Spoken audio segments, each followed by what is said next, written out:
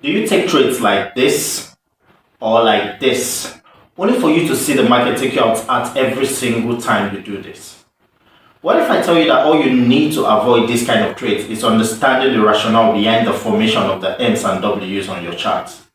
If this topic interests you, I would like for you to stick around this video till the end so you get to understand the rationale behind the formation of your M's and W's on your chart.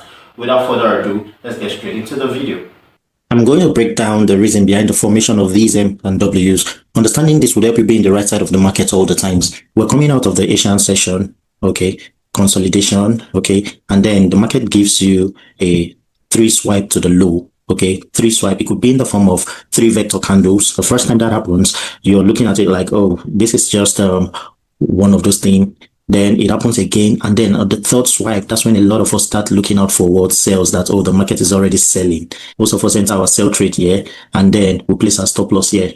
Then what happens immediately after after we enter our sell, the market just keeps going back up, and then you're telling yourself, is it just a retracement? It's going to come down, and the next thing you see is that the market takes you out, okay, and immediately took you out. Then you felt that, oh, we are actually on a buy trend, so I'm supposed to be buying. Then you enter your buys positions here again, okay, and then you place your stop loss here again. Then what happens? The market turns around again, drops, and you're feeling that, yeah, this is just a retracement, it's going to continue going up. Now it comes back, it takes you out again, takes your stop, and at this point again, you're feeling that, oh no, this is actually a sell trend, I was right all along. Then you enter another position again, sells here, and place your stop loss here. And what happened? The market turned again and took you out. This time you're feeling very frustrated and angry. Now you're wondering what next to do. Your trading account is crying out for help, and then you just keep watching the market quietly moving. You're just there watching. You're not able to do anything again because you've already exhausted yourself and your capital around this port. That is the whole idea of the M's and the W's. So when you hear that the market gave an M or gave a W, is because the market makers, they have a reason for doing that. It is not just to make your chart fanciful. No, there is a reason for doing that. Now, in the case of the sell setup, the market comes out of the Asian session. Okay, comes out of the Asian session, and then it gives us the swipes we talked about. And as it's going up, a lot of people begin to see this as a buy setup, and we'll place our buy positions here and put our stop loss here. Now the market reverses on us and then takes our stop loss. At this point, a lot of people say, oh no, it's actually a sell trade, and they enter their sell positions here, placing their stop losses here. Then the market does what? Goes back up again, takes them off. Okay, and at this point again, we're feeling, no, it is supposed to be a buy position. You enter your buy position here, and what happened? And place your stop loss here again. And then what happened? The market turned around and took you off, and that is the point where the market started pushing down. And at this point, you're already fed up. Now, one of the things that has made you find yourself in this position, okay, is the fact that you're suffering from what we call FOMO, okay, fear of missing out. And this is actually as a result of ignorance of what I am explaining. Okay, now if you understand the anatomy or the reason behind the M's and the W's, then you would know that this is the point we always wait for to take our sales. If we want to sell the market, we do not have any business being caught in these positions. This is where we enter our sales. If we want to take a buy position, we do not have any business around this position. This is where we take our buys. Now, how do we take that? That is basically what I'm trying to share with you guys. We have 3 different kinds of M patterns that are formed. Okay, I'm going to be showing you all of this in the chat. We have the normal M's. The normal M's, as you can see, they're of what? Equal highs. Now we have the second kind of M's that could be like this. Okay, they stretched the second leg.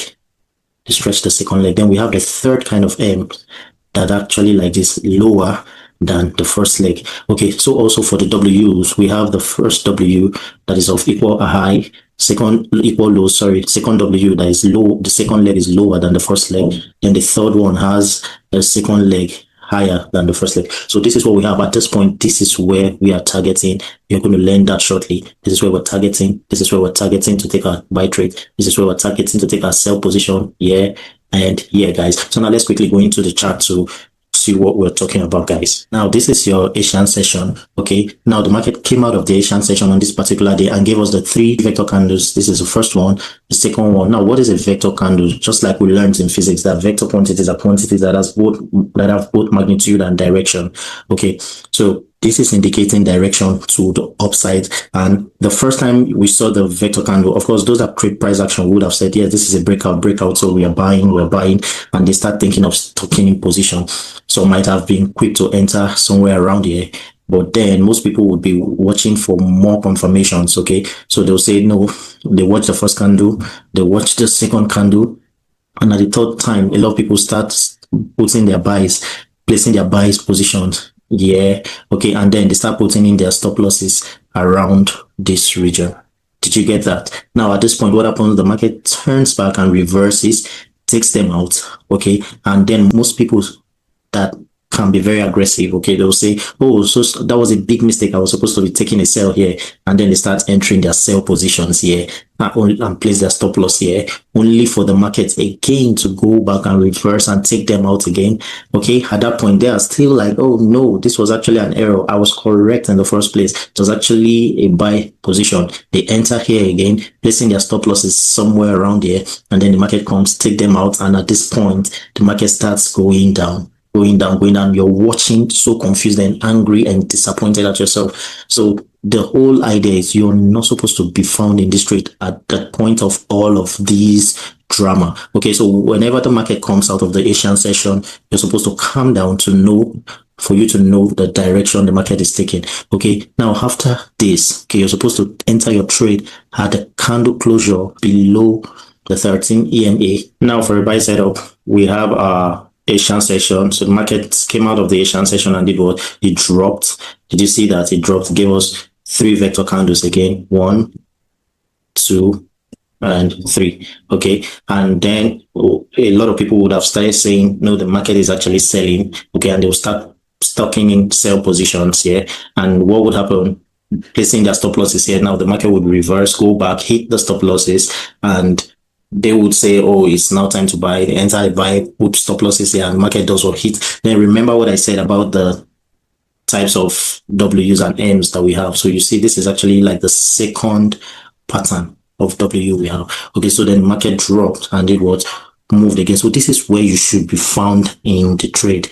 This is when you should be entering, when the candle closes above the 13 EMA. Now look at what happened. This is a new candle, and see how much you would have made for yourself. So guys, these are little secrets, okay, that you got to learn trading the market maker method. Okay, so I'm going to be sharing more tips for you on how to trade the BTMM strategy.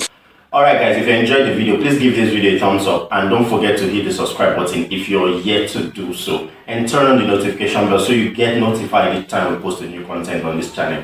And I'll see you in the next video.